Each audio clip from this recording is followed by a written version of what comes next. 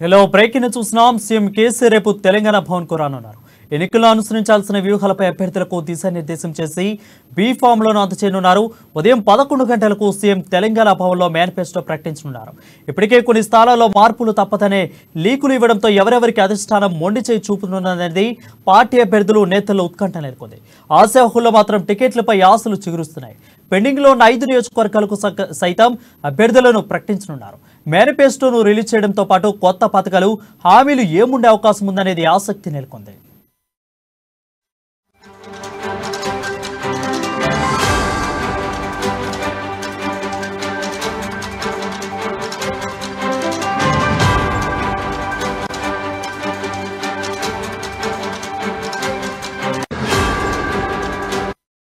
చూస్తున్నాం. కేసీఆర్ రేపు తెలంగాణ భవన్ కు రానున్నారు. ఎన్నికల్లో అనుసరించాల్సిన వ్యూహాలపై అభ్యర్థులకు దిశానిర్దేశం చేసి బీ ఫామ్ లోను అందజేయనున్నారు. ఉదయం 11 గంటలకు సీఎం తెలంగాణ భవన్ కు మేనిఫెస్టో ప్రకటించనున్నారు. అయితే ఇప్పటికే కొన్ని స్థానాల్లో మార్పు తప్పదనే లీకులతో ఎవరెవరికి అధిష్టానం మొండి చేయి చూపనుందనేది పార్టీ అభ్యర్థులు నేతల్లో ఉత్కంఠ నెలకొంది. ఆశాహులు మాత్రం టికెట్లపై ఇంకా చిగురుస్తూనే ఉన్నాయి. అయితే పెండింగ్ లో ఉన్న 5 నియోజకవర్గాలకు సైతం అభ్యర్థులను ప్రకటించనున్నారు. మేనిఫెస్టోను రిలీజ్ చేస్తూ ఉండడంతో కొత్త పథకాలు హామీలు ఏముండే అవకాశం ఉందనే ఆసక్తి నెలకొంది.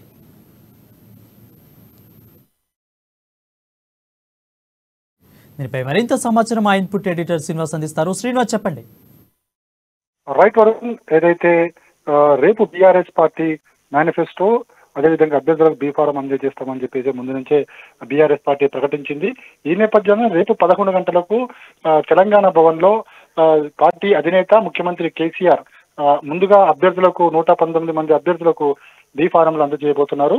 అదేవిధంగా ఈ 119లో 5 అభ్యర్థులను పెండింగ్ లో పెట్టడం జరిగింది. వాటిని కూడా రేపు ప్రకటించబోతున్నారు. ప్రకటించి ఎన్నికలకు రణరంగంలోకి కేసీఆర్ దిగబోతున్నారు మనము చెప్పవచ్చు. ఎందుకంటే ఇప్పటివరకు కూడా బీ ఫారాలు అందజేయకపోవడంతో అనేక స్పెక్యులేషన్స్ రాజకీయ పార్టీల్లో జరిగింది. ముఖ్యంగా బీఆర్ఎస్ పార్టీలోనే అనేక ఆందోళనలు, అదేవిధంగా ఒక ఉత్కంఠ అయితే నెలకొంది. ఏదైతే ప్రకటించిన 115 స్థాన అభ్యర్థులకు సంబంధించి అందులో మార్పులు చేర్పులు ఉంటాయని చెప్పేసి దాదాపుగా 20 నుంచి 25 మంది అభ్యర్థులు మార్చే అవకాశం ఉందని చెప్పేసి కూడా నిన్నటి వరకు ఒక ఉత్కంఠ, అదేవిధంగా పార్టీలో ఒక టెన్షన్ నెలకొని ఉండేది. కానీ వాటన్నిటికీ కూడా చెప్తూ రేపు ప్రకటించిన 115 మంది అభ్యర్థులతో పాటుగా మరో 114తో పాటుగా ప్రకటించిన 5 అభ్యర్థులకు కూడా అభ్యర్థులను ప్రకటించి నేరుగా వారికి బీ ఫారంలు కూడా ముఖ్యమంత్రి కేసీఆర్ అందజేయబోతున్నారు.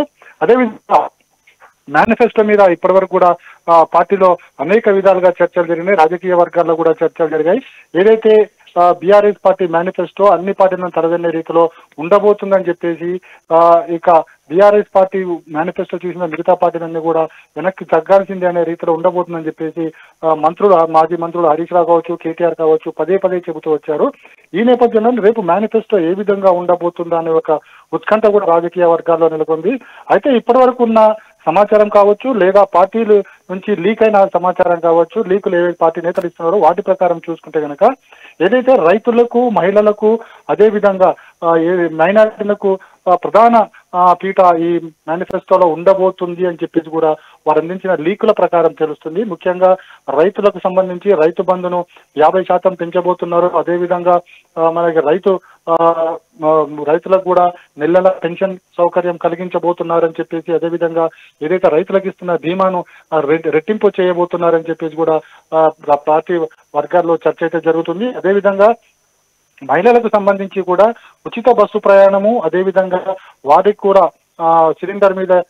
గ్యాస్ సిలిండర్ను 500 రూపాయలకి అందించే విధంగా కూడా ఒక మేనిఫెస్టోలో రూపొందించారని చెప్పేసి కూడా పార్టీ వర్గాల్లో చెప్తున్నాయి. అదేవిధంగా మనకు ముఖ్యంగా చూసుకుంటే కనుక ఏదైతే నిరుద్యోగ భృతి గత 2 దఫాలుగా నిరుద్యోగ భృతి ఇస్తామని చెప్తూ వచ్చిన బీఆర్ఎస్ ప్రభుత్వం ఈసారి తమ మేనిఫెస్టోలో ఏదైతే నిరుద్యోగులు ఉన్నారో వాళ్ళ భృతి ఎక్కువగా ఇచ్చేందుకు ఒక పొందుపరచబడింది అందులో ఉంది అని చెప్పేసి కూడా పార్టీ నుంచి వస్తున్న సమాచారము. అదేవిధంగా మనకు చూసుకుంటే కనుక పార్టీకి సంబంధించి బీఆర్ఎస్ ప్రభుత్వానికి సంబంధించి కళ్యాణ లక్ష్మి కావచ్చు, షాదీ ముబారక్ కావచ్చు, ఇవి కూడా ఉన్నాయి.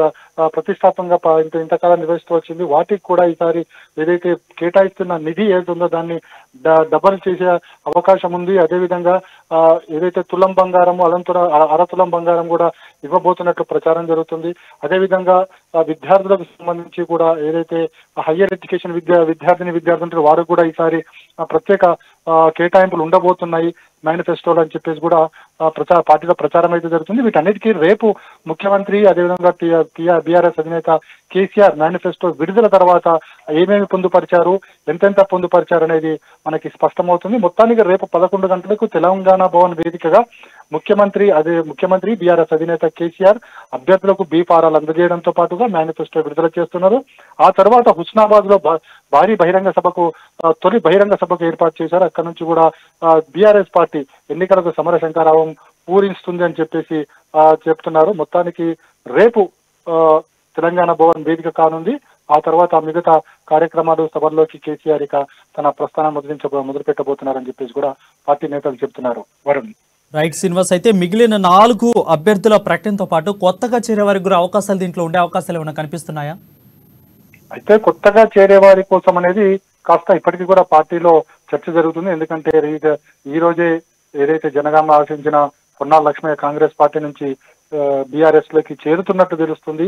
హుస్నాబాద్ లో 16వ తారీఖు జరిగే భారీ బహిరంగ సభలో ఆయన చేరుతారని చెప్పేసి కూడా ఆయన అనుచరులు చెప్తున్నారు. కానీ ఈ టికెట్ కు సంబంధించి ఇంకా ఏ విధమైన ప్రకటన అయితే రాలేదు. మరి ఇస్తారా ఇవ్వరా, ఇస్తే మళ్ళీ ఏ విధంగా సర్దుబాటు చేస్తారా, లేకపోతే పార్లమెంట్ స్థానంలో సర్దుబాటు చేస్తారా, లేదా ఎమ్మెల్సీలో సర్దుబాటు చేస్తారా అనేది కూడా ఇంకా తెలియాల్సి ఉంది. దీనికి సంబంధించి అయితే పార్టీ నుంచి ఇంకా ఏ విధమైన క్లారిటీ అయితే రాలేదు. Varun. Right, thank you Srinivas for the updates.